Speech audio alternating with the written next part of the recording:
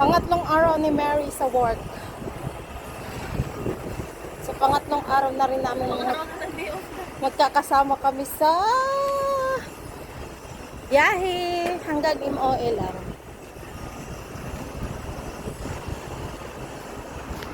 Ako, busy.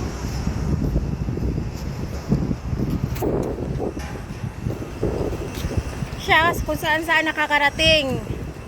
Yan, ina-explore niya ang Dubai. Ako, ganun pa din. Nag-iisa, Mira, everyday, Mira. So, dumaan kami dyan, guys. Bumili kami ng Danom. Saka to, grabing init. So, we are here in Metro Station. Max. Kung saan dito kami malapit.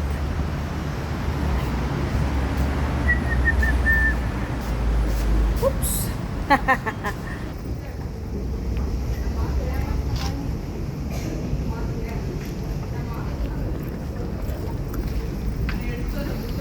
Ayan si Mary. Galit na galit siyang binibidyohan ko, kaya gustong gusto ko siyang ninanakawan ng video.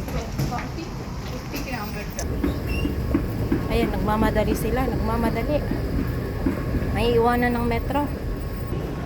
So, as usual, ganito ang aming routine everyday pag may pasok.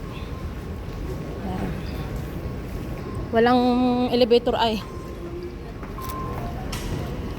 Close ang elevator, kaya mag-escalator kami.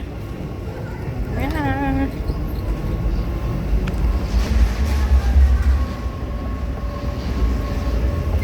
Akyat ang inyong mami lang. So yan ang immigration malapit sa aming bahay. Al Jeffrey Immigration, yung mag-assess ng mga visa, may mga complaint, kung etc. dito sa UAE, pwede kang pumunta dyan. Nagado nga pasahero. Ang daming tao. Sira yata ang metro. Ay. Ganito pag maraming pasaherong na-stuck, may diferensya ang metro. Ikaw ba naman sa mahigit isang dekada na nagwo-work ang metro? O talagang sadyang madami lang talagang pasahero today?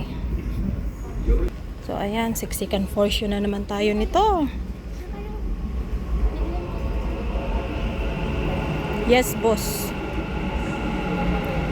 Yan ang aking boss.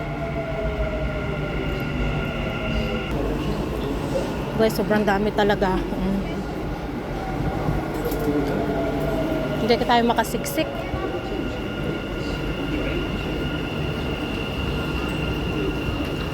Ayan, punuan din. Wow, sa pagkakataon, sa kadugay-dugay niya sa Dubai. Diba? Subong lang kami, Mira. Subong lang kami ni Dakdak nagkita idis Dubai, ho? Ang gaga kung hindi ka gapanago. Dito kami nagkita sa metro. Yan. For how many years?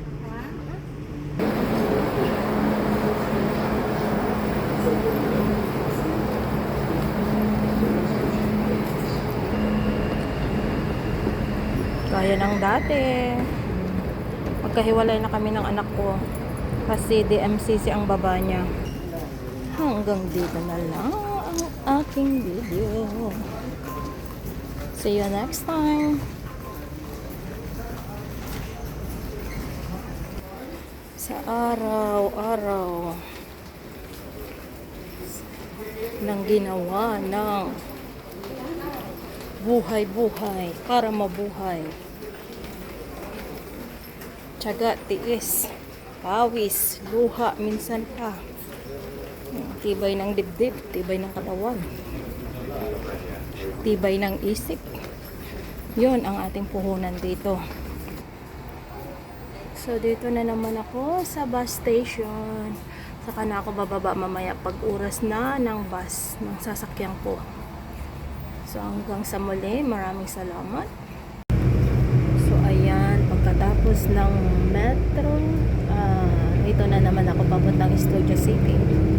So nandito dito ako sa bus nakasakay. So ito ang aking way papuntang Studio City. Kung saan bababa na naman ako doon at maghihintay na naman po ako ng another bus papuntang Mira. O diba, napakahaba ng aking nilalakbay sa araw-araw. So ganyan ang aking buhay everyday.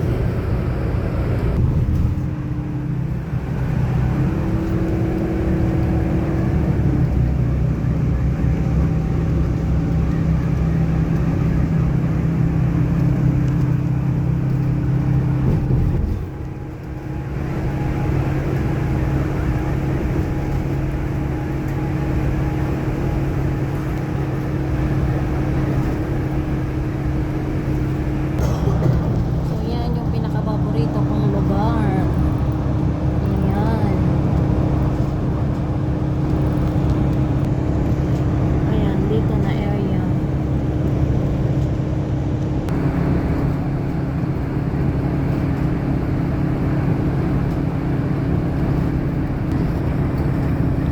So nung ako'y nagka-high blood, dito ako dinala sa hospital na to.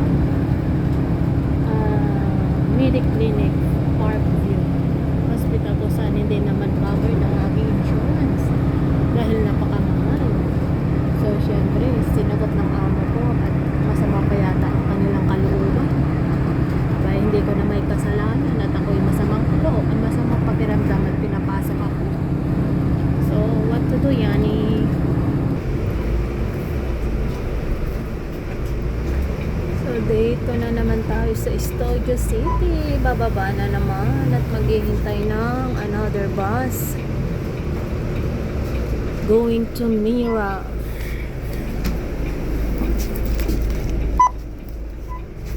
So, baba.